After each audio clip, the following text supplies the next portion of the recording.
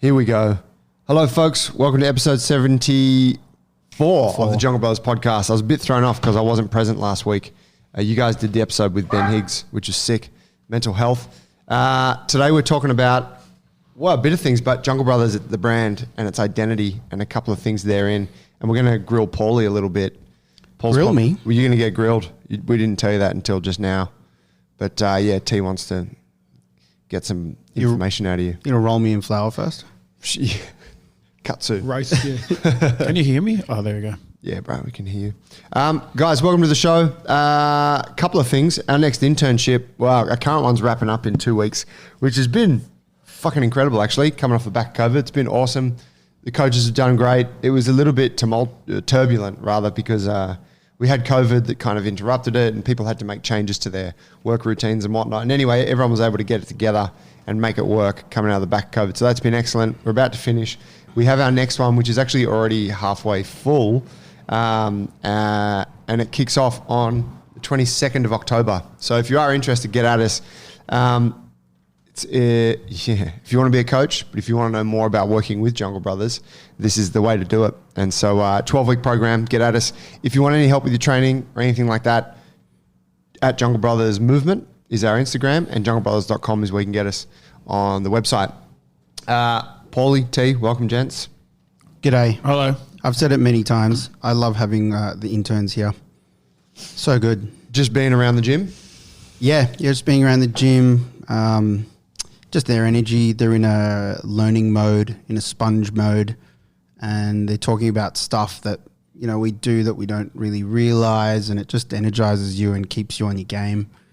They're asking you those questions about whether it's coaching or the business, and it's like, yeah, I just love that.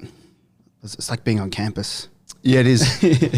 And it's kind of nice to feel like you actually have something to offer these people. Yep, totally. I can think back to before we had an internship and talking with really only one friend of mine who's a coach, Alan Romero, who is like a one-man band, runs a really nice little gym down just on the outskirts of Canberra.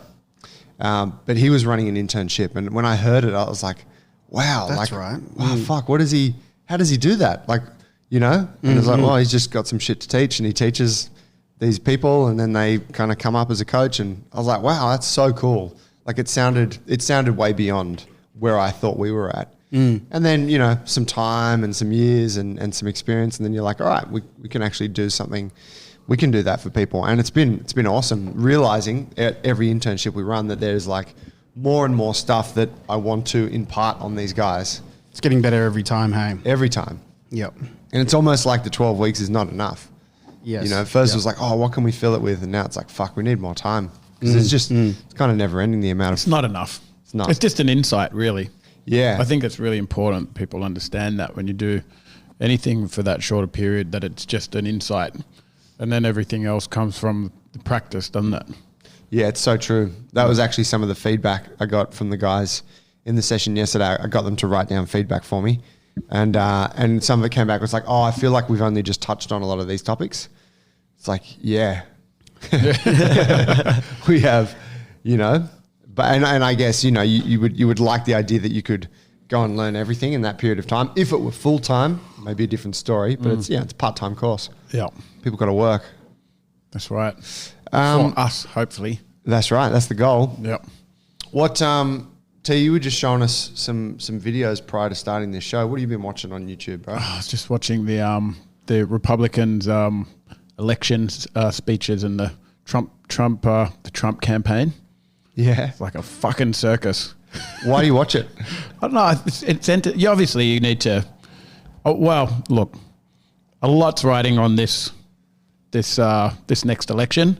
It's not an Australian election. Of course, we've always got more interest in what's happening in our own backyard. But I think when you have like the world's top position up for grabs, or you know, like kind of swaying between two very different parties, I think they're the most different they've been for a very long time. I think everybody should have an interest in it because the outcome's going to affect everyone's life. Every single person on this planet will be affected by where America goes over the next 4 years, without a doubt. So yeah, it's just it's Why is interesting. that? Well, because both of these guys have very different political views. But why does it have an effect on the globe? Well, I mean, we're looking at what's happening between America and China right now. Yeah. That can either diffuse and start to go back to what it was, and that's a trade and open borders, or it could get worse. It could potentially lead to a next war, which is where a lot of political analysts are predicting what is happening with these lockdowns and these breaks in trade agreement and all that kind of stuff. You're either trading or you're hating on each other. Yeah. It's usually one or the other. There's a little bit in between there, but you're heading in one direction or the other. So right now I'd prefer not to go to war, I think there's more important things for us to be dealing with as a species, like climate change and overpopulation and food distribution and stuff that we need everyone to be working together on. And I think a lot will ride on those big decisions that either of these guys make if they get the top dog seat. Who's going to win it? It's fucking hard to tell, I mean, he got voted in the first time. Trumpskis. Trumpy. Yep. He did. And everyone was like, there's no way this guy's going to get the fucking seat. And he got it. Yeah. And you watch what he's putting out now and you think, no way someone's going to watch that stuff and actually believe it. But people do, Like this guy is a compulsive liar, like diagnosed. And the majority of the stuff that he says doesn't come true and it's a blatant lie, but people just choose not to see it, So it's interesting, Yeah, and there's a lot of it's a fucking tricky one, especially when the country's in kind of the amount of turmoil it's in for a lot of folks, because someone like that, like they've shown with voting that people who are really concerned about one particular immediate thing in their life, they can vote for someone who's completely against their values, like 99%, but they have one policy that they see as a solution Resonates with them. to that issue they're facing right now today. So they'll vote for them. So, you can have people that fucking hate Trump, but they're like, yeah, I still think he's going to do the best by me because of X. Yeah. Which is concerning. But it's almost like you forget all of the stuff that you don't like about them, and because you're just focused on fixing your main problem. Yeah. The American economy was moving in a really good direction before COVID, and the chances of him getting voted out over that time were quite slim. But I think things have changed a lot over COVID and the way he's dealt with it and what's happening with all the Black Lives Matter movement and how little amount of control he actually has over his population in a positive way is exposing a lot of weakness. And I think now it's up for grabs. Like it's going to be a tight one. It's pretty exhilarating. It's exciting. Joe Biden's ready to fucking tortoise his way in there and snatch the he made the a crown. good decision by bringing in I've forgotten her name, his vice, who's a progressive black female, which I think was a strategically a very, very smart move, But it'll be interesting to see how it all plays out. But yeah, I'll be watching. Watch this space. Paulie, do you follow this stuff? I do loosely, but I don't really know that much about politics. I know that I don't like Trump. I don't know. I know that I don't like, how he presents as a leader. The dialogue that he persists with is definitely not good for culture, for those things, what they allow people to do, or they embolden certain groups of people with certain views. So yeah, I don't know much about American politics. Hell, I don't know that much about Australian politics either. And I know America's really kind of fucking complex with that sort of melting pot over there, the history they've had. But yeah, I haven't been following it close enough. I really don't know much about the Democratic side. But they're not perfect neither, right? The two-party system is pretty shit. No system is. Yeah. And there's always going to be an element of corruption and, you know, and then this short kind of, like this short foresight when it comes to development and stuff like that, because you've got 4 years to be, to be known to be the one that everyone wants to talk about. You're not going to be thinking about 20-year projects. You know what I mean? That costs billions of dollars, which is what it's going to take for us to switch from fossil to renewables. But it's a necessity, and at the end of that, there's a lot of money to be made. But who's going to pull that trigger and be hated for the whole time they're in the seat, and then 20 years later, someone else gets all the credit. You know, it's kind of human nature, self-serving in a way. You know. It's going to take some special individuals out there to step up and look at the bigger picture and think, all right, what direction are we going to take humanity in? You know, and I think a lot of that starts at grassroots. To be honest, they'll need to be pushed by the population to say, hey, you know what? We're all got fucking long foresight, because I got my kids and they're going to have their grandkids, and these are the changes we want to make, and they'll do that by putting their money in the right place, because money drives politics at the end of the day. It's the big business. That's the tough part, isn't it? Yeah, so we just need to shift that money into the places where it needs to be for us to move forward, you know. But I think a big war in the middle of that is going to be very detrimental, especially nowadays, because you don't really know what war's going to look like now.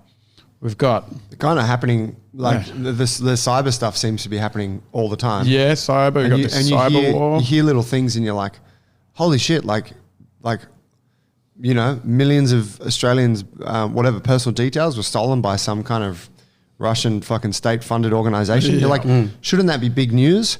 It's like, no, that shit's going on all the time. Like everyone's stealing it. Like it's, and then there's, these espionage. These kind of war games with China in the, in the ocean. And it's like, there's all these little things happening that. Trade wars. Yeah. Trade wars as well. Like constantly kind of that, I guess to us, they don't seem. Little conflicts. Yeah. But they're, I don't know, I guess from a power struggle perspective, they're hugely significant. Yeah. And then, of course, you've got weaponry nowadays, which is very different to what it's been in the past. And you've got like this massive amount of money going into autonomous weaponry, where you can send something out to do a job for you, and you don't even have to. You don't have to think about it again. Don't have to man it. It can. There's this technology now with AI where you can just. The aim for autonomous weaponry is that you just push a button and it will go out, a little army, and it'll execute military strategy, and it'll literally do the job. You won't even have to look at it. Further dehumanizing the whole process. That's right. You could send it into an area, it could clean it out and clean it up, and you wouldn't even know that there was, people or a village there or whatever. It's very scary stuff. I think there's a lot of folks out there, perhaps in Victoria, who would claim that COVID is such a weapon. Yes. And a lot of these people also follow Alan Jones. Yeah. I'd like to thank Alan Jones for listening today. I fucking hate that guy. That piece of shit. He's a fucking scumbag. Bing, bing, bing, hit a button. Yeah. I got a couple of friends on Facebook who I've had to kind of take a break from, because they're just you can see that they've been heavily influenced by the alternative narratives around COVID, and a lot of the conspiracy theories, and they're moving towards anti-vaccination and Agenda 21. You heard about that one? No. Oh god, is that what right? Is that the one where they want to sterilize the population so that people can not live anymore and then not pay taxes? Is that one? Because it fucking makes perfect sense. They're gonna make heaps of money. Area 20, Agenda 21. I think this is how it goes. Someone's probably going to pull me up on this. Hang on. I'll just light this spliff up before we go in this conversation. You're going to love this one. So supposedly, Bill Gates is in cahoots with the UN, and he's obviously making shitloads of money out of selling people vaccinations, and in this next vaccination that everyone has to take, this mandatory vaccination, there's something in it that is that will be triggered by the 5G network. Yeah. That will potentially wipe out. You talk about it like it's not happening. Yeah, like wipe out. Like I think I want to wipe out like 9/10 of the population and with the push of a button, and it's driven And steal our credit card details. yeah, like the sustainable energy industry and humanitarian something around, which I thought was Yeah, because a lot of the fucking wind towers and very, stuff very- have the receivers and the transmitters of the 5G. it's all connected. It all makes sense. Yeah, I mean, Bill how can you Gates. not see that. There was that. You guys might have heard that he was responsible. His vaccination in where was it? I looked it up the other day. I can't remember, but I think the World Health Organization just announced that they've eradicated. Was it measles in Africa? Yeah. Which his organization has had a huge part in. And there was this rumor going around that it's been reported on, obviously through social media, because it all comes through like it's legit, that his vaccinations were responsible for having paralyzed over 500,000 children. You hear about that one? Oh my God. And that's the one that the proponents of this, Bill Gates conspiracy theory hold on to. Like, well, he fucking paralyzed 500,000 children in India. How about that?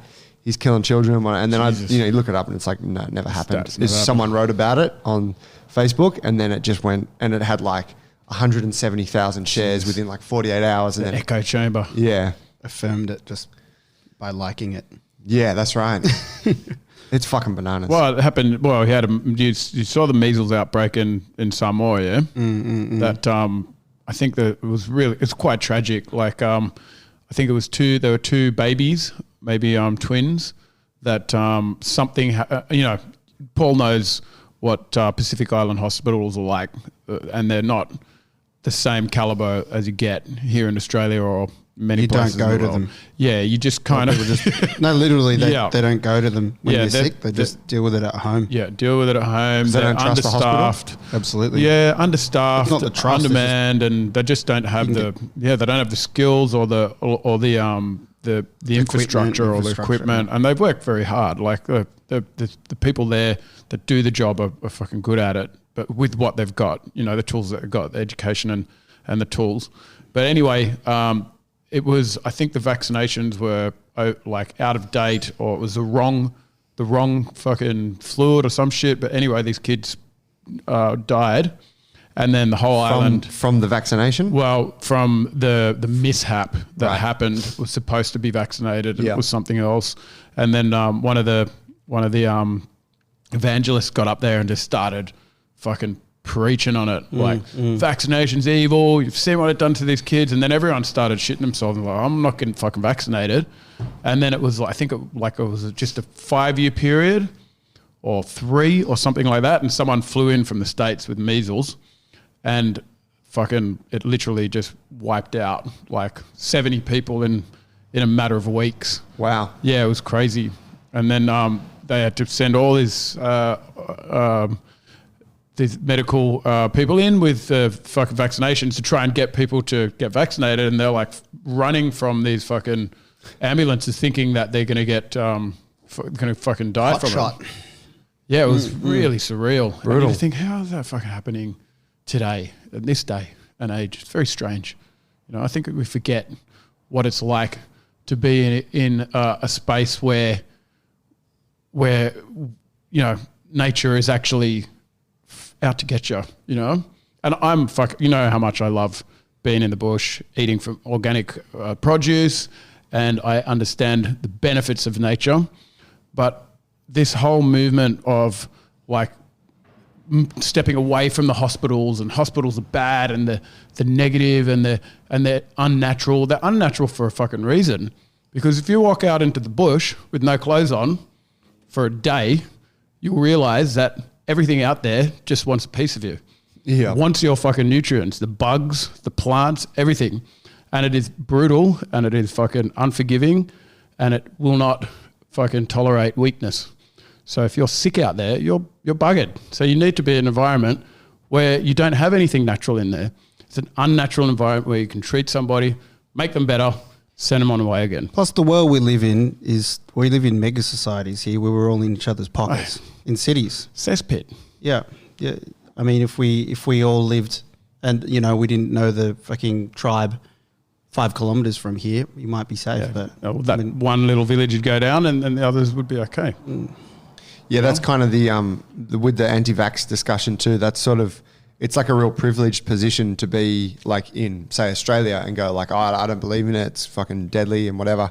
It's like, well, you can afford to have that opinion because you have one of the best medical systems on the planet and one of the healthiest and most affluent societies, But I guarantee, like, if you went and lived in a place like where it truly was like living on top of each other, cesspit of bacteria, people getting sick and dropping like flies. Yeah. Like you would fucking take whatever you could get your hands on. Fucking line up because for it. Survival would be almost like that would be the imperative. When you're seeing people around you die, children and healthy people, and not just the elderly, like this from curable diseases. Yeah. Then you line up and fucking you line up all fucking day for that shit. Jab me. Give me 2. Steal the supply and run away. Yeah, and I think it's very, it upsets me because people, and this is what I believe is happening right now, people are cherry picking their science, You got evidence-based, proven science from fucking experts in their field, and you're cherry picking when you want to use it. So if you honestly believe that the doctor's out to get you by giving you an injection for to keep you safe, then the next time you're sick, don't fucking go to hospital. If you've broken your arm, don't go to hospital, because if you can't trust them with the vaccination, how can you trust them with a broken bone? How can you trust them with some kind of like fucking internal disorder? You know what I mean? Let your appendix burst. Yeah, just stay away from the hospital. Go to naturopath. You know what I mean? Like it frustrates the shit out of me, and I think that we have to have a bit more respect for the people that have dedicated their lives to these studies, our scientists and our doctors and our nurses, and they're on the front line in these unnatural environments that are fucking horrible to work in, and not getting the credit that they deserve for the sacrifices that they're making, Real talk. I was in hospital last week and I had a fucking excellent time. I went in to have a little clean up of my knee. It was mad. It was so mad. Everyone was so nice. The nurses were so nice. Even the admin staff, it was public hospital. They were fucking legends. Yeah. And then before I knew it, I'm like, they'd got me chilling out on this comfy recliner chair. I'm wearing the gown and these nice brand new socks they give you. And then they put you in a bed and they start wheeling you. It's like you're getting pushed around on this wheelie bed. People ask, what do you do? It's like being in Star Trek. It's mad. All the technology. Yeah. All the resources. And dude, then they wheel me into a theater and there's literally like 9 people buzzing around me. Yeah. They're all there for me, doing their thing. All experts. Yeah. In their field. 3 or 4 people on the anesthetic team. They're like, I'm just going to give you this little jab here. And then the woman says to me, what about beer? Do you like beer? It'd be nice to have a beer tonight, wouldn't it? And I'm like, yeah, I like beer. And you're like, I know what you're doing to me. And then you like wake up and it's 4 hours later. But it's it's incredible. And then I didn't pay for anything. That's that whole thing. And then you walk out of there and they're like, see ya, here's your meds. Go pick. And you're like, fuck, amazing. Yeah. It's what the rest of the world want. Yeah. And we've got it. So we need to show a bit of gratitude, at the end of the day. Of course, hospital food's not good. It tastes like shit. So what? You got food.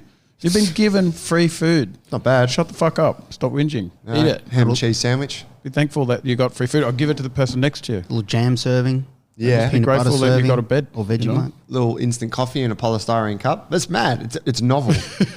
Yeah, when I think of the orange American juice. politics, I often think about the hospital system. Fuck, imagine living over there. And I think about the guns. It's like, and I always feel very grateful straight away for here. Like, fuck, the shit that goes on there with guns. I mean, we don't have to go into it, but the fact that we just don't have that culture here it's a huge difference between the two of us, and it just seems from where we're sitting so obvious. Like, I'm sure you all share. You look at them, you're going, "What the fuck are they thinking?" It's bananas. How? Yeah. How? That's one amazing thing John Howard did. I'm not a Howard fan. I'm not a liberal, but he did an amazing thing by bringing in all the gun laws. Yeah, that was fantastic and quite scary for him. He had to stand up in front of the what's our gun shooters party. Shooters party. Yeah, he'd stand up in front of them.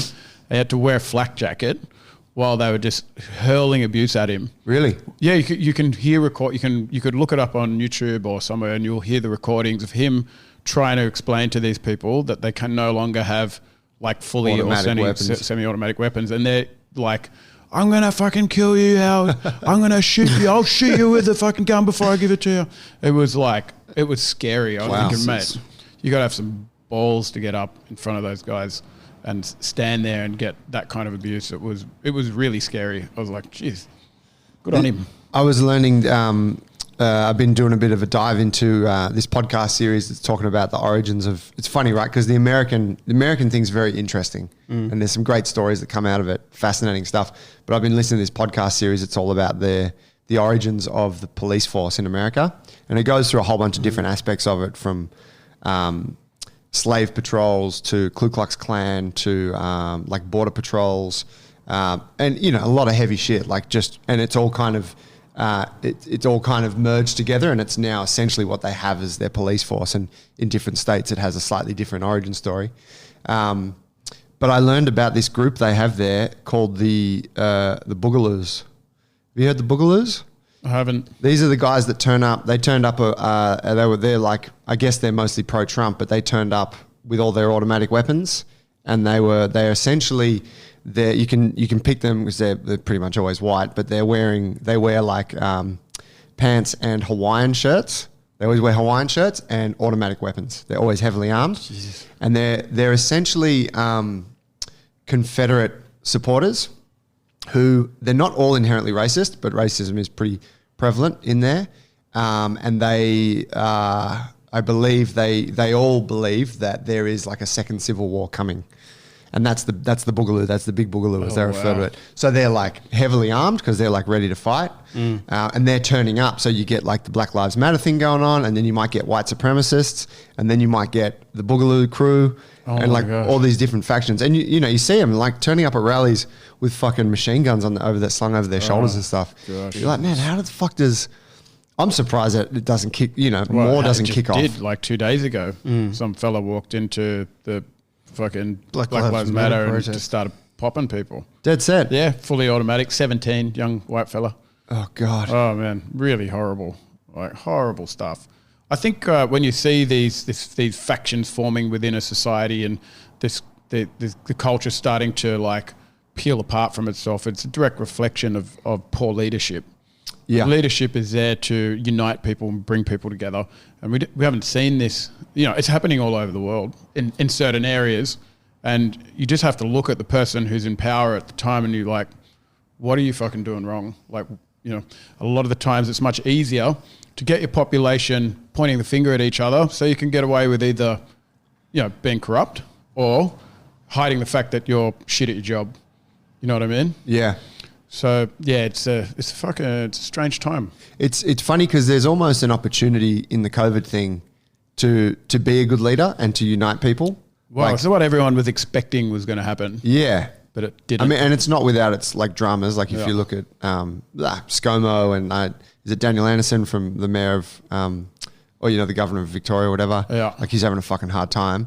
But there is an opportunity there because it's like, all right, we've got this one. Everyone has this one common enemy. So now we can band together against it. But it's like Trump just fucked it up. Yeah. Like he couldn't have fucked it up any worse. I don't know. It seems. I mean, guy's still president. Fucking mess. Yes, Mr. President. Mess. Well, that's a good little intro. Gents. It's over now, the podcast. Yeah.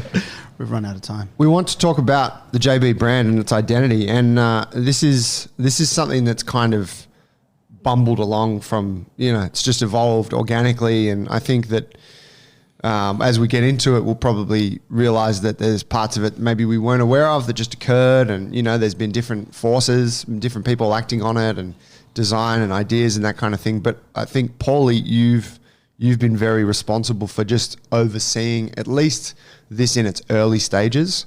Can you give us a little... Set the standard, didn't he? Set the standard. He did. From taking that, remember when he went and did his graphic design course? Yeah. And came up with our logo and color palette. That was one phase of it. Yeah. It was naturally one of my roles when we first started out. And Tira Ward always had me pinned for that for that particular portfolio, would you say? Yeah, if we go right back to the If we go beginning, right back, it was like that was our conversation because Yeah. I remember you saying to me, "I've never been in a gym before." never had a still gym. only Why ever would I be been in a to this gym? one. I've never been in a gym. What did you say? He's still only ever been to this one. Yeah, that's so good. And we talked about all the different, obviously the different elements of a business, Yeah, yeah. and the one that was most attractive to you about this space would have been the image and photography and that kind of stuff that goes with it. Yeah, So- yeah. Yeah, yeah. That was the bait. that was the bait. Yeah, Mate, you just sit around, come up with images, do graphic design. I love it. Yeah, passive income. Yeah. It was, it's like you said, Joe, it's been something that has evolved over time. And I kind of see it, had a quick think just before we started, as something that's always going to evolve. At the beginning, I was there taking on all the ideas of the group, and I still do. And I remember, if I think about some of the images that we had back at the beginning, we were trying to figure out really who we were and what we wanted to do, what our business was going to look like. But we all decided and there was some different ideas there, but we did decide from the very beginning that we wanted to make a cool brand. Yeah, it was very clear that we weren't going to just fall in line and do the fitness industry standard thing in terms of just how we present ourselves, right from the logo, the images, to what we wear, to the actual look of the gym itself. We've always been from the beginning. There's them and then there's us type thing. I think that's an attitude that we probably all hold naturally when I look at the three of us. Kind of against the grain. I've always seen myself as whatever I always see myself as an individual in whatever group I've been in, if you know what I mean. So you're carrying that attitude into making our brand. I think we've done well because I think it's our personality. You know what I mean? And we've just kind of lent into that Rebels. more and more. Rebels. It was rebels. A lot of rebel talk. There was a lot of Big time rebels. revolution Yeah. talk, and the images that we had, we were kind of collaging, piecing together. We'd send each other emails, and you were sending me all this this communist stuff. There's a lot of Clip communist art. propaganda. Yeah, but it was more the art, the style of art. Yeah. More so than the Blocky and strong and empowering. just the hard work. Yeah. big hands. Yeah. and tools, Hammers. and people working together. That Yeah. kind of stuff. Everybody having a good time. Yeah, everyone Yeah. prosperous. Mixed with what's his name, Frazetta. Yeah, Frank Frazetta. Graphic novel artist, famous grandfather of fantasy. And Yes. probably one of the greatest So- fantasy art. one. Sure, yeah, and they're amazing. illustrators Yeah. ever. Look him up. So look him Frank up if you don't know. Frazetta. But Amazing. lots of images of Tarzan and ogres and monsters Yeah, and anatomy empowered was his, women. Anatomy was amazing. It was beautiful all jungle anatomy. scenes and Yeah. and Skin. war landscapes and stuff like And that. just yeah. positions, like the body in like full stretch with the spines like nice and healthy Yes. and bendy Yep. and clad with muscle in all the right areas. And he would have had some amazing models. Imagine his job. Yeah. Don't just get like all the Jason Momoa. smoking looking humans and get them to stand in one position for ages. Yeah, Right? totally. Naked. Yeah, probably. yeah, and then mixed in with that was like I think the influences came from where I'd naturally mixed in, cultural markers that I'd picked up along the way, and a big part of us growing up was skateboarding. And with skateboarding, there's surfing as well. We did a bunch of surfing, and it's just those cultures that come from, they're subcultures really, and it's, they do things a little different. There's a lot of self-expression, doing it your own way. You know what I mean? A lot of self-expression. Yeah, doing it your own way, starting your own thing. I think, being cool is something that's I've always aspired to be, as in less consciously when I was young, but now I realize like you're always trying to be the coolest person in the room, and skateboarding comes with that thing. Arts that I love, like hip hop and stuff, like it comes with a certain like part of the culture is trying to be cool, talking cool, acting cool when you're walking in, that's just part of growing up. And Street level. Street level. Yeah, I I've had been that in really my good at that. household. I'm You know, pretty good at that. you're You're a really cool guy, T. cool guy. Like, yeah, really cool. I don't- Thumbs yeah. up. Yeah. So, you know, like, and I remember when we started putting the brand together, what did we say? Yeah, well, there was a point where we were looking at our model and we're looking at the numbers and doing these business plans and deciding, we made that decision. Do we want to make a gym that makes the most money for us? Or do we want to make one that we can stand by? Yeah. And for us, that looked like, you know, how do we get rich quick type thing? Like, well, the quickest way to get rich is to you know, make a franchise and yada yada. Well, to make Sell a your successful fucking franchise soul. and duplicate it, it's got to be simple and scalable. You know what I'm saying? So it's like reducing all of our philosophies down and throwing them out the window. Or do we make a gym that we train in and we want to stand by? And that decision at the beginning was like, okay, if we decided obviously what we are now. So we stand by something and it's woven into our everyday lives and our passions made and that our decision it's a and personal business for us. Forever after. Poor forever. Yeah. But cool. But proud. But and fucking cool. Yeah. So then, you know, it was great. You know, it was like, hell, when it comes to the brand, like this is our baby now. We make this thing as cool as we fucking can. Yeah. So, you know, that's a little bit about how And it it's started. attracting even cooler people, Yes. which unfortunately keeps moving me down the ladder. Cooler than you. Because as they come in, like one person will be cooler than Paul and Joe, and then Yeah. I'm like the fourth coolest, and then another one comes in, and I become fifth and sixth. You're like room temp now. And then I'm like, no, I'm warm, bro.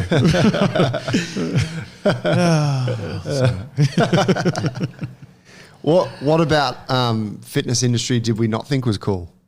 Why didn't we like fitness industry? Polos. There's not many cool people in. I mean, there's fit people, Polo. but it's not Polo like tops. coolness industry. Times. Polyester shirts. Polyester shirts. Fitness industry, isn't it? Physio outfits. Yeah, it's a bit whack. Yeah, they're not fitness and coolness are not necessarily. trainers. They're two very different genres in a way. Like, you know, we're talking like the classical, fitness look. You know? Yeah, purples and Yeah, and shit. Just shit. it's funny, isn't it? It's The like very fashion is clean shit. cut, Yeah. very straight, like quite conservative. yeah. I mean, there's definitely there's some really cool, there are cool gyms out there that we've seen, and For sure, a for lot of sure. things came up through CrossFit and Yep. the smaller There's gym been movement. change. You're like, Yeah. oh, sick. But yeah, on the whole, it's a pretty kind of Poindexter-ish sort of realm. And we never wanted to fall into that. No. And I think we've done a good job of avoiding that trap. Yeah, me too. It is a trap. Yeah, we didn't get it evolved. There was stages. There was a lot of learning involved. Like hell, I'm talking about like when we started. There was a lot of different logos that we had. Tell that us we came about up the with. logo Evolution. Yeah, well, you did your logo course, and the stuff Oh, that you yeah, were yeah, doing yeah, was yeah. actually frowned upon by your teacher at the time. Not frowned upon, but was said that certain elements of it that aren't going to work. Yeah, I suppose. Yeah, well, look, I'm not a design expert at all, and they said You're our design expert. Yeah, and correct. it was the birth of like where our art is today. You know. Well, I did that graphic design course. It was 6 weeks, and it was kind of like correspondence and stuff by a cool graphic designer, Alyssa. Is that her name? Yeah, Eve. Graphs, Alyssa yeah, Eve. Guth. Yeah, Alyssa Guth. And she's a gym owner's partner. I think they just had a baby. I Yeah. heard a couple of months ago. But I did one with her at the time. But I up until then, I was completely self-taught from working in the film industry and jumping on Creative Suite and using Photoshop and Illustrator and Drawing stuff. yourself as well. A little bit when I was growing up, for sure. But so then I did that course to try and actually approach the whole brand thing, Visualize it a little. Yeah, with some tact, and it's just this trade-off type thing when you talk about the logo, trade-off between creating something really cool that you really like visually, and it's something that's going to scale or be able to present well on multiple platforms, you know, whether it's on your screen, on a little iPhone, whether it's on a little tag or it's big on a t-shirt. So I guess what I was doing, I think what you're referring to was like making a logo that just, there was too much shit, like too much detail in it. Yeah. So to like pull it all the way back. And look, I don't do our design now. I do some, you know, flyers and gym stuff around the gym. But we've since outsourced that to someone, and this is kind of the evolution of it. And the advice for anyone who's trying to build their brand is you just got to look for cool stuff and work with people who know, like people that align with you that have certain, aesthetic. Who's our guy? Our guy's Johan Johan. Mappy. Yeah. Legend. Shout out, bruh. Yeah, shout out Joe Mappy. Oh, we'll have to find out his Instagram. It's at Joe Mappy, I think, JOMAPI. Yeah. So like, you know, you got to lean on, you got to look for, well, you got to have a good eye for cultural markers and cultures that are around, you know, and you got to be aware that you might be in a certain bubble, but there's other ways of seeing things outside. You know what I mean? Like there's subcultures and then there's other ones. It's amazing how a font can tell you all of that just from a font, Isn't it? Yeah, Yeah, it's it is. like you look at a font and you can almost tell, like it's a reflection of the character of a business or whatever, or like a brand or something. Yeah. Yeah. It's very strange how minds work like that. You know? Yeah. Well, it just comes from the amazing. influences and the markers that you've collected personally Over the years, yeah. Over the years, like, you know, you see Graffiti art. Yep. You know, or from magazines or from, Time Warner magazines when you grew up, or National Geographic, and that logos that you know and see, and logos that you see today, they And you got the they big can't corporate ignore logos. anything that came before it. So Yeah. if you make one that looks a certain way, you can't separate it you from basket it in. how people perceive that logo when they look at it, because they've got all these cultural markers that came before. So, it's totally true. It's Like, funny. It's so powerful. It's funny how that changes over time, though. Like, think about Absolutely. Think about like Patagonia. When I was a kid, my parents used to wear Patagonia stuff. Like, you know, they'd go shopping like once every 5 years and buy a new Good gear. fleece top, and they'd buy a Patagonia one. It was expensive, and it was, you know, it was like an old person's brand. It was, you know, it's quite expensive and quality and all those things, and you know, and it looked like that. Like if I had worn Patagonia around with my mate skateboarding, it would have been like, we fucking wearing that shit. Like, what did we wear? Duffs and like Element and that sort of stuff. Some terrible skateboard brands from back in the day. But now Patagonia is like super cool, and Yeah. all the cool kids are wearing it. Yeah. And the logo is super cool, and it's really cool to have a t-shirt that's just like Patagonia. Yeah. And it's just funny, like how the perception has changed. Yeah, well, you know that they made a big announcement over the bushfire period, I think, or maybe before, where they said that they recognise climate change, and they're working quite heavily towards a carbon neutral clothing brand, which we all know that the fashion industry is fucking rife with heavy pollutants and waste and slave labor and all that kind of stuff. So they're trying to abolish all of that, and it's rekindled an interest with this next generation that's coming through, because it's very relevant to them. Yeah. It's not so relevant to the X's and the baby boomers that don't fuck because they're not going to be around. But the ones that are like, oh shit, okay, I can actually buy a t-shirt and know that I'm supporting a brand that's thinking about my future, you know? It's pretty cool. That is quite That's really cool. cool. Do they, that kind of philosophy is woven into their brand? Do they not? They sponsor some sort of do a lot of national mad park shit. or something? Yeah, Is they in own a big Patagonia? piece of land, I believe, in the Patagonias. Yes, yeah. And so that was always there. It's a cool story, but the owner of North Face and Patagonia, I think they were rock climbing buddies together. And, you know, back in the, like, I don't know, must have been like the 60s or the 70s. And they both sort of created their own brands. I think they agreed like, oh, we need to do something to protect this part of the earth. And they'd go rock climbing in Patagonia, like southern Argentina or Chile, whatever. And then they both started to sort of make products that were around that, and one was more clothes and one was more rock climbing gear, and I don't know if they had a falling out or whatever, but they essentially just built these two brands. So they both have kind of regeneration, or at least I think they've like maintained the ecosystem in those areas and plan to kind of purchase more of it and keep it protected.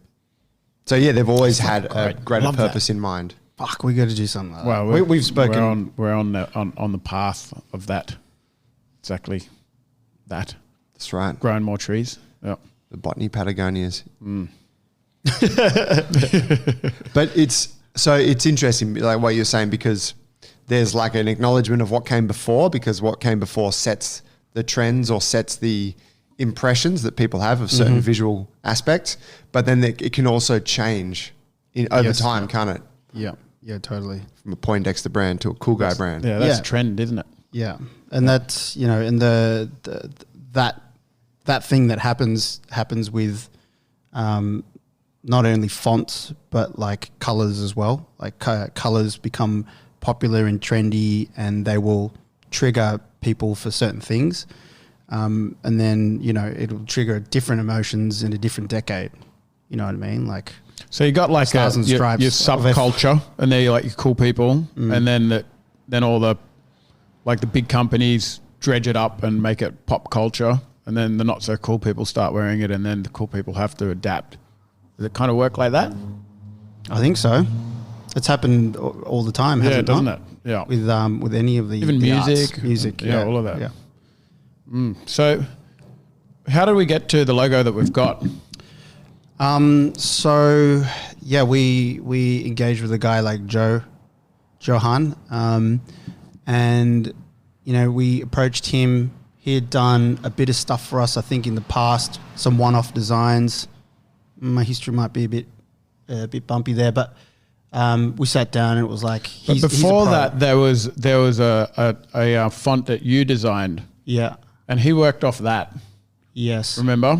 Yeah. You designed a font, yeah. and it was pretty much.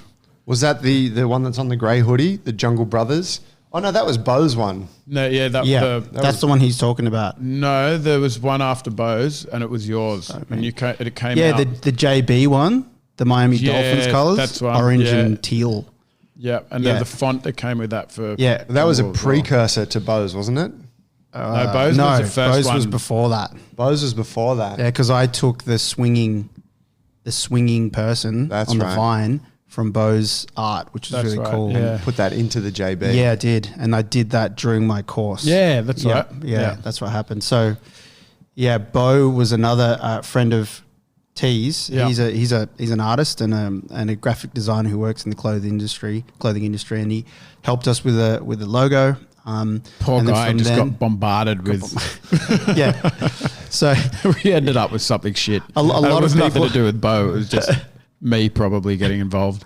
It was all right. a lot of people have suffered over the years through our learnings. We bleed together. Yeah, they've carried us. Yeah, but like it was from whether it was Bo at that point or it was me and then Johan. Like the process is kind of similar, where you collaborate with that artist and you sit there and you work out the vision first. And Johan, with his background, he's pretty organized. Like he deals with small businesses and startups, and he's in that edge of like that startup kind of group of people, especially with gyms and stuff. He likes working on that level. So he's really cool at Get a bit sitting more down, creative talking there, to can't you? non-professionals.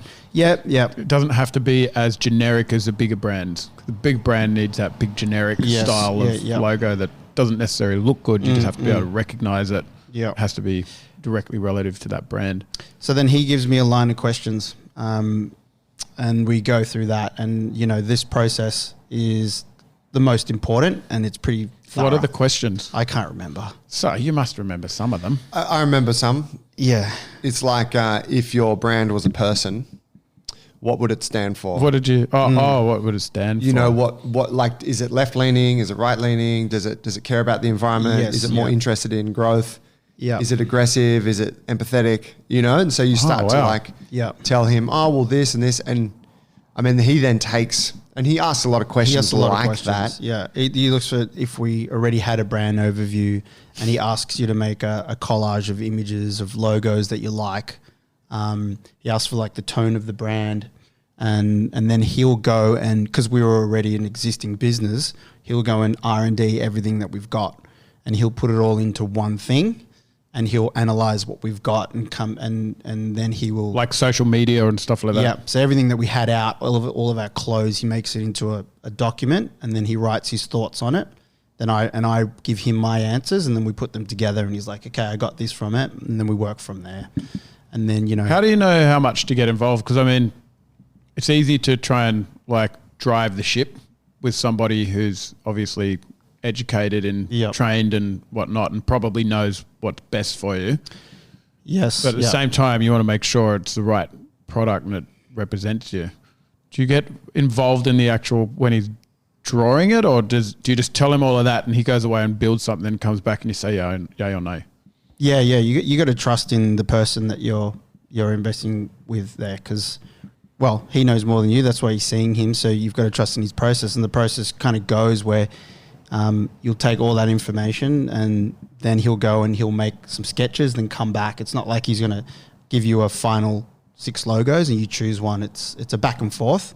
He'll do sketches and wire sketch some things up. It's very rough, and based on those choices, he'll go back and then he'll further develop the thing and go back and forth. But yeah, there is definitely a danger of, you know, nitpicking and looking at something too close. And I think that for us, from where we came from, it just came over time. You know, I used to be the kind of perfectionist when it came to things, and I know I spend too much time on any one thing in our business. I don't know if you remember that. Probably we all did that at some point.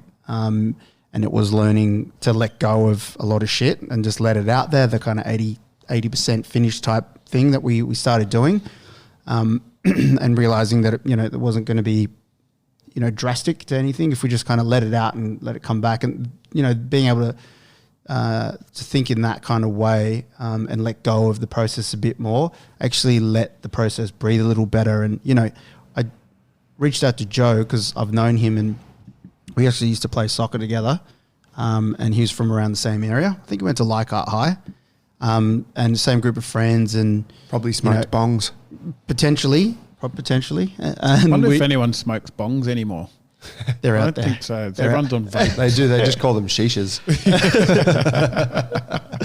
Shishas and vapes. All vapes. Yeah, Vapors. You know, we played soccer together, and he was in a little. He was an artist as well, and he was in a show with some friends of mine, and I loved his stuff, and all the boys did some really good work. I know a bunch of graffiti artists and painters and stuff like that, and they did some shows. And I also had remember that apartment, the studio apartment in Tempe, St. Peter's I used to live at. Yeah, when I moved out of that, we had an art show like the week. We emptied the place out, and then we had all of our friends' art. We hung it out, and it was there for like 4 days, and people came and like bought it and stuff like that. It was really cool. I had some of my photos up that time. And anyway, that was kind of the last time I'd seen him before we re-engaged with him here. But he's talented, and I knew his talent, and I'd see it on Instagram, and then at some point it was like, yeah, man, he's got the type of look that we want. And then we just kind of brought him. So you bring him on, and you got to trust in them. You know what I mean?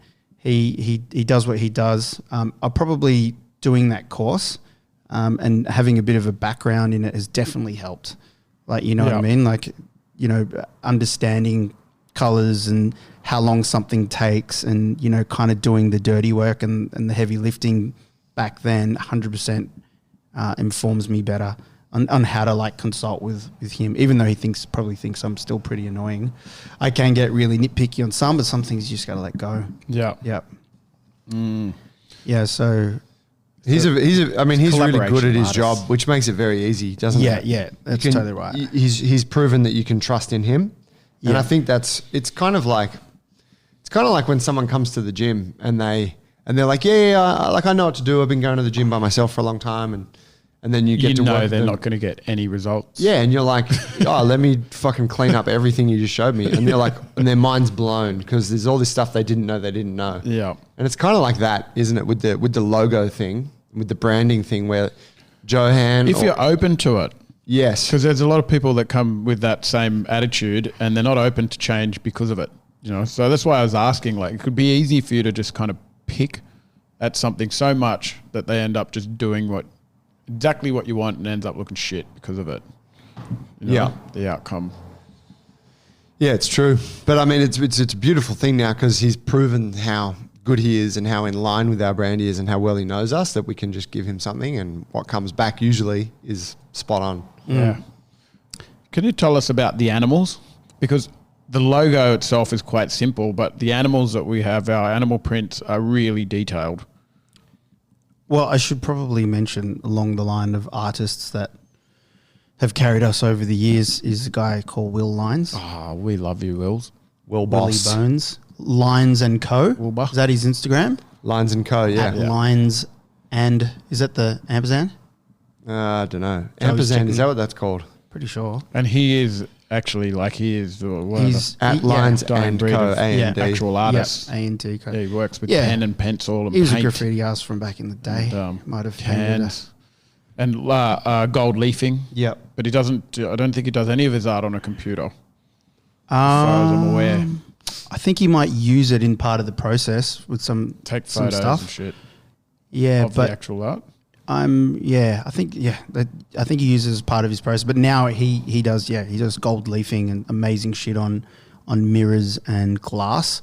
All the best work that you see around Sydney, and I think it's really an old process that's been given Rekindled. a new spring. Yeah, that gold signs, and there's fake stuff as well, but the really lovely work. It was like gold textured mirrors and fucking glass signs at cafes and stuff. He does all that. He designed one of our t-shirts, and this is him. You said it's very detailed. He's hand drawn that. Looking at a picture that Paul's holding on a piece of ply. Is it ply? And it's a highly detailed face of a leopard. Yeah, man. Half roaring. I have to say right now, It's amazing. There's a lot of graphic designers out there that have got no idea. I've seen a lot of them, and because it's one of these things that people are like, hey, this is a great way to make money from home, and I think I got a good eye for shit. A lot of people do not, and they get proficient in how to press the buttons. How to cut and paste. And there's a lot of bad. And I mention that now because you're always going to be in a good position if there's someone who's practiced another discipline before and is skilled with their hands. And I always look at guys who can hand draw as it transferring into graphic design. It's just I can look at this. This is It's something about it. It was our most popular. It's always been our most popular print for our t-shirts and our jumpers. Yeah. It's always been that, and it's I think that's the only one that's been hand drawn from scratch. Like the gorillas and stuff were The man clip art, I think. Well, yeah, it's just a different process.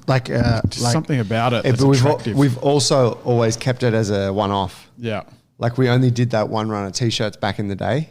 I would, not to detract at all from the beauty of it, and it's exceptional. But I wonder if it had become our main brand that we were putting on everything, then people would be like, oh, what's that magic. other thing you do? Yeah. Because Totally. we've been wearing around those original t-shirts of that which is fucking so tattered. Yeah. And so we finally just got it reprinted on some long I sleeve. had to throw mine away this year. Oh yeah, we did. Yeah. I had to throw my other old one away this year. 'Cause early this year I had it, and I think I was hanging from the bar. I'm pretty sure it was Elaine was like, you're giving your armpits some extra air there. I just had holes just underneath here, just holes. And That t-shirt I think was a lot of people's favorite tee. Yeah. was I good that loved we it. got the long Such sleeves a now. Yeah. great top. Well, I will mention now that it's an evolution, the whole brand thing, and like when you talk about merchandise and stuff, I have big dreams for where it will go in the future. But we know we got bigger fish to fry in our business. But I think a lot of people love our brand and our gym and what we're doing. Whether they're trained here locally or they're looking to open up their own one now with the interns coming and whatnot. But there's other people that just align with our beliefs. And I personally want to get to a position where we do a merchandise thing, I fucking would love to take part in pushing that whole thing down in a few years' time, because Supporting guys like Will. supporting guys like Will, for sure, and sending a good message, because it's fun shit. It's definitely fun stuff, hey? Yeah, and there's no shortage of shit design out there. And you see people wearing stuff and you're like, oh, man. You know, like just Could like have been done so much better. say like a you know, you see it in fitness. You see like the gym's obviously gone, oh, we need a T-shirt. And so they've like just chosen some font and like written the name of the gym on some dodgy hoodie. And then Fitness logos are the worst. Yeah, and you're like, why? All logos are the worst. Why do that? Like, I mean, you know, I get it, but it's like you could make something nice out of it. They Something always timeless. got the like that the stripy guy or what, like stick figure. I walked past Anytime Fitness Oh, yesterday Anytime morning, logo? No, those and ones? I walked past it, and the logo at the front of the building is really big, and I was like this close to it. It was the first time I really noticed how bad that guy is with no legs. It's incredible, Oh, yeah. Yeah, it's just like a thing. No legs, Yeah. they're just arms and a head. I think it's arms and just a little thing, or maybe there's a leg on it, but it's Yeah, that's the one. You see that popping up all over the place. funny. It's interesting because that figure. shit almost like I hang shit on them all the time. F45, it's incredible because it's so big, right? Such a successful brand, Stars and Stripes. but it's got the worst logo. Like it's when I say it's the worst, it's because you can't actually read part of it. I think it says team training, life changing underneath, but the font is so compressed and narrow Yep. that when the logo is at a certain size, it just looks like dots. Yep. And you're like, well, that's like just a poorly designed logo. Like it wasn't considered. In a way, it's almost like when something is low quality like that, it indicates kind of the values of the brand in that they're trying to move fast and just like get the quick dollar kind of thing. Like just get the fucking franchises sold and then worry about the rest later. I feel like that's a real giveaway. Whereas when you look at a brand that has a very well considered logo and it's consistent and you can just see quality in it, it usually is a quality brand. Someone's going to be around for a while. You know, not necessarily to say that you would agree with the values of that company. There's Yeah. plenty of fucking, you know, companies out there that are doing dodgy shit that have got great logos, but it's a successful brand and they do something well. Yeah, and on that you noticed, just part of the process with like how we came to ours, those are the type of things that Johan considers with his design and with, you know, any good designer, that looking at how it's going to scale. And with the brand, he gives us a brand guidelines and a package that has all of our logos and how to use it. We've got two logos. We've actually got two plus like a third sub kind of logo, which is the Fight Lift Move. We've got the Jungle Brothers brand logo. Then we've got the initials logo, JB. And then we've got the Fight Lift Move, which just has become another thing. And then some pics as well. Yeah, but you got, then you got to place each one it of somewhere. them. Sorry, on that point about the small writing, Jungle Brothers, you got the Brothers, which is kind of small. Well, yeah, he's like recommends that we only use it to a certain size, you know, because then it starts to look like mud. And then you need to use like the JB initial from there on. So it's like all those kind of considerations when he's making it. He's trying to, you know, diminish the Brothers bit and make the Jungle bit bigger, but then not make it so small. So then he sets parameters on how and where you should put these. Who does the placement? Like, where do you when you're putting together a T-shirt or a jacket or something like that? Is that you, or do you send the T-shirts off to Johan? Or Yeah, that's us pretty much, Joe? Pretty that's much. a tricky job as well. Like, there's It been a actually few times. stresses me out every time. Yeah, there's been a few times where like the one that we had on the side. Yeah. Remember that one? JungleBrothers.com. Yeah, and everyone kept coming up to me saying, I can't read what the hell that says on the side. Yeah. It was like irritating people. And Yeah. I was like, I didn't even think about it, but it's funny like what people feel comfortable wearing. I mean, if you had it anywhere else, they wouldn't care, but because it was in a space that they weren't used to, it became this a little bit of an irritant for them. Yeah, it's funny that stuff. Like we've gotten samples from, you know, like screen printers and stuff from overseas in the past, and they'll send you something that kind of looks the same as like what we're all wearing some Jungle Brothers merch now, but they'll send you something and like it'll just be something a little bit off about it, and you're like, what's off about the way that Fight Lift Move logo is sitting on the chest of that jumper, and it's like just a little bit too close to the inside or just a center. little bit too high. Yeah. And you're like, fuck it. It does make you realize when you go to a good designer and then you go to a good printer, they just know. And it's largely in the printer's hands because, isn't it? Yeah, like we yeah, send yeah, them yeah. a mock-up, Yeah. which is like, oh, this is what it should look like. Yeah. And that usually comes from Johan. Yeah. And we send them the logo files, but then it's up to them where they actually position it on the shirt. That's Wow. right. So you're just hoping that they've done right. enough shirts and they Yeah. just know. Yeah, it's like, that there's a ratio or some kind of measurement. And and like there's other thing is that you have like say, well, we've got costs that we've got parameters. Like if we could, we'd make all sorts of other shit, and we'd make sure that those things never go wrong. And another thing is the size of, say, the logo on the back. It costs more to make more screens for the same logo relative to the size of the t-shirt it's going to go on. So if I make one screen that's 2x1 type thing, fits really well on a large, but it just like drowns out the back on an extra small, it's going to cost you more to make a smaller screen that's relative to the small and extra small sizes. And we don't do that thing either because, we're not a freaking clothing company, but those are all those little details that, we'd like to address later on in the future. And I definitely, when I talk about the future, I'd love to get this brand, our gym, up and recognized to a point where we can be more flexible with what we make. Because at the moment we're obliged to just meet certain things. Like if we're going to spend a bunch of money on these hoodies and stuff, then it's got to have our logo on it pretty big, and it needs to be recognizable so that we can get some return on it now. But later on, we can be a bit more subtle and play with fashion with, a diminished logo on like the sleeve and stuff like that. You know what I mean? So, maybe reduce down to a picture that's recognized, like that Nike swoosh or something like that. And Well, I guess now it's for us, the main aim is for people to wear it around the neighbourhood. Yeah, For exactly. sure. And they got to feel comfortable and, proud to wear it. Yep. And that's working well. I mean, we went to the pub, the brasserie. Yeah. The brasserie? No, it's the distillery. What is it?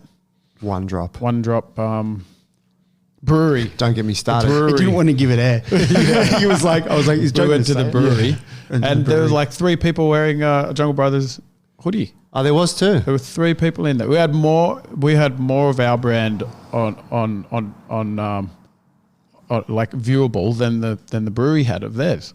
It's true. great. It's very cool that you kind Yeah. of forget the amazing. significance of that. Be like, oh, that's sick. They're wearing a brand that we created. Yeah, I went to the service station down the road, and the guy was like, "Oh, I see quite a few people wearing that same T-shirt come in here." He goes, "You guys, tell me about it." And I sit down to wouldn't sit down, but I stood there and told him about the gym. But it was interesting. Like he was like, "Yeah, 30 minutes so later. many people come in here and wear those tops. So you've done a good job with them." That's cool. So it's good feedback for you guys. That's very cool. I'm going to break something here on live. Something that hasn't actually glass. happened. No, it's just it's an idea that I've had for a while. And I mentioned that because I was just talking to Johan on the phone before we started. It's clothes. I've always wanted to make my own clothes. And As in like brand or sewing them? Brand. I've just wanted to have the power to Right. fucking wear whatever I want to wear type thing. When you find a good pair of shorts and then you can never find that good pair of shorts again. Plus I don't go shopping. Like I don't have time to shop. I don't really love shopping at all anymore. Whereas I used to do it heaps in my 20s, just blow money on the weekend on shit. Oh, you never yeah. wear it again. Now it's like you find a good pair of shorts and you're like, and a few times I've gone and got that short, that cut made again. You give someone material and do that. I've always wanted to do that. And I think, moving forward in the years as a father and stuff, it's stronger. I want to just make my own clothes. Tash actually did a textile course. She can make clothes. Not that I'm going to ask her to. Wow, so like make But clothes. I don't want to make them, but I just want to like Tell say someone else find a to good make pair them. of shorts. Yeah, I want to go find cool materials and then just go, hey, can you make 6 pairs, 2 in this color, in this material, blah blah blah. And I've also wanted to put messaging on clothes. And so I kind of rekindled this idea in the last few months, and I reached out to Johan, and I'm gathering my thoughts. But anyway, I thought I'd just put a bit of accountability on it by saying it here. Yeah, I'm going to just make some clothes that have messages on it and wear them around. Oh, I like that. Get fucked. Can you tell me what some of the messages will No, say? no. Why not? I don't really have them all yet. Sweat is just fat crying, stuff like that. Fitness inspo. Pain No. and weakness leaving the body. Yeah, that type of thing. Avocardio. That's Yeah. my coach wrote with us an avocado doing weights. We get one of them for China. That's good. No, it's just So like you must have an idea of what these messages are. I don't, and this is part of my reason why I'm doing it. Because I made a space for these ideas to be written down into, but I haven't. You haven't I haven't written made the any time. yet? I've put a few links into this space, which is links inspiration type thing, but I need to start writing them down. I Will they be hear things. And I'm controversial like, or well, they're not inspirational? they're inspirational, but they're super subtle. It's Wisdom? like modern art, bro. Basically, So it's like up to interpretation. it's probably going to be pretty clear. I don't Banksy know styles? yet. As soon as I fucking know, I know you fucking know. You I'll just walk not telling in. us. I don't. He's like, you wouldn't understand, T. Yeah. You're not cool enough. But yeah, I've seen it done before. I mean, we've all seen it. It's happened over the years. A good example is the Choose Life T-shirt. Do you remember the Choose Life T-shirt? Yeah. From the 80s. I don't really know the history No. behind it, but think about that T-shirt. Yeah. It's a fucking sick T-shirt. Yeah. And the hypercolor. I don't remember the Choose Life T-shirt. It said Choose Life on it. Yeah, right on. Yeah. I gathered that. It's you never saw George Michael wearing that T-shirt in Yeah. that film clip? No. Oh, Yeah, it's dude. big. Oh, has it got an arrow pointing up? Does it have something like that? No, just this is black letters. Yeah, right. Yeah, But it went large. Yeah. It's just shit like that. Well, that's how apparently Dave Asprey, the Bulletproof executive guy who had that Bulletproof brand. Yeah. Apparently he made a whole bunch of his money in the early days of the internet selling T-shirts. I think it says "I love coffee," Yeah, and it's got a picture. Sure. It's got a coffee cup, coffee in it, Yeah. and he that sold was a bit of fucking movement. billions of them. Wow. You know, 'Cause Yeah, people yeah, like yeah. that's so novel. I love coffee. Yeah. Well, I'm not maybe- trying to sell these T-shirts. You're just going to wear them. Yeah, it's One-offs. more like it's just more like statements. It's more like things to make you think, or maybe something to start a conversation. It's just like a thought. So I You'll can make be one. like mobile art. Basically, that's Wow. what I'm going to be. Mobile art. I Contemporary want to art. get like jackets and like fucking embroider them on jackets and stuff. And Wow. Colors? everything. Oh. Everything, bro. Nice. But it could go anywhere. So anyway, watch this space. It's gonna be sick. We've got a couple of questions that are coming from the fan. We're going to wrap it in a moment. There are 2 questions that came through. Big questions from my Instagram. Angus White asked, is there ever going to be another Jungle Brothers location? Oh, well, we can't wrap it in a moment to a question like that. Well, what's the short answer? Yes. There's- Fucking Of heaps. course there. Yeah, of course. Yes, there is. In 2 words. There is, and it is in the process now of, should we talk about this? I'm Well- selling my fucking house and I'm going to build a Jungle Brothers up at the Byron Hinterland. Well, there it is, fam. There it is. Byron Hinterland. When are you proposing to start this process, or when are you proposing to get out of town? I'm looking at a 6-month kind of process of sale, a house sale, and So we're looking Get at like some- early, like the first half of next year. talking somebody into giving me more money because I'm going to need more. Maybe from your T-shirt sales, Paulie. Yeah. Someone out there will want to buy in on this. I think it's going to be a big project. It's going to be the biggest project I've ever been involved with, like manual project. I mean, our affiliate's the biggest. That's going to be something even bigger, but in a different manner. And then, and there are a couple of other people that are showing a really strong interest, and I really, really hope that they follow through with it, because I think we're just going to be stronger, united, and this whole community style of interaction that we have in the gym is something that is imperative for us to be moving forward in with our affiliate models as well. So rather than just having all these, gyms out there that don't necessarily communicate with each other, we will be sharing on a global scale at one stage. That's right. That is the ultimate vision. And this is 2021 is going to be a big year, Angus. Yeah. Thank you for your question. Yes. But this is a big, we can talk more about this Mullumbimby adventure on Yeah. another episode. Second question is, are mullets compulsory? And if not, why not? We got 3 mullets in the gym now. 3. We got 4 mullets in the gym now. Who's the Andrew 4? Byro's son. Did you shave one in, Josh? He turned up with one, when he joined up. Look what you've done. I know. Poor kid. Moggs did it. I just jumped on the bandwagon. And now it's a mental health thing, so all of a sudden I'm a good guy. Yeah, there's gonna be. Is it? Yeah, what's it called? It's mental mullet. Grow a mullet for mental health or That's something one, from the yeah. Black Dog Institute. Yep. That question was from Jake O'Driscoll, by the way, who's a jiu-jitsu buddy of mine from WA. Hi, Jake. Hello, Jake. Jake. Thank you for the question. Thank you for the question. They're not compulsory, but you want to have tidy Nice to hair. rock a little mullet Yeah, here do and something there. with it. Yeah, no, I like them, Why but they're not Yeah, compulsory. you guys have both had one at a time, haven't you? Yeah, I had Sort a of. little one. My wife Yeah. made me cut mine off. As soon as it started getting curly at the bottom, she was like, it's time to go. Oh, it's just maturing. How dare It's you? like a little springlet. Well, you know what? Also, we went to a it was the weekend that I cut it. We went to someone's baptism, and one of the uncles was there, and he was probably about 50, which is, not. I'm like 41, turning 42, and I saw this mullet, and it was like down to his like the bottom of his butt, but he had like the gold hoop earring, Ooh. and or like it just Leather stepped vest? straight out of the 80s. It never left Yeah, it. yeah. And I was like, I don't know if I want to be like that. So I cut it off after. Yeah. Weekend. That young fella that just joined the gym, I commended him on his mullet yesterday, and he was like, "Oh, it's only little," and he's like, "I got a mate at school. He's got a bowl cut, and then this mullet that hangs down to about middle of the back." And I was like, "Wow!" And he said, "Yeah," and Bowl mullet. He shakes his head like that. And all the other kids are like, yeah.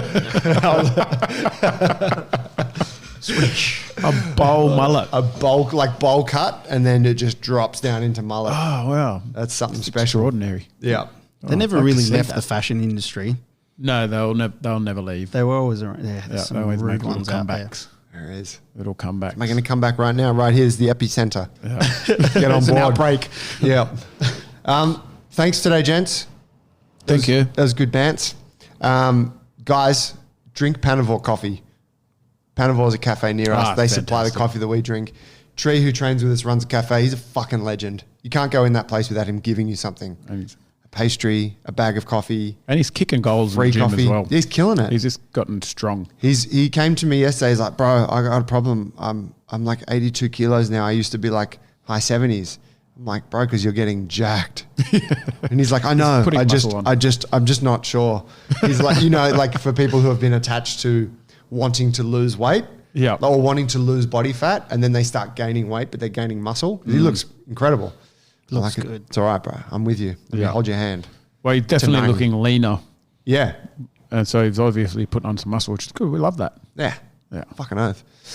Thanks for listening today, guys. If you enjoyed the show, please screenshot it, post it on your Instagram, tag us, tell your friends, help support the show, give us a review on iTunes, whatever. Just make it a thing. We'll see you guys next week. Cheers, gents. Thank you. Thanks.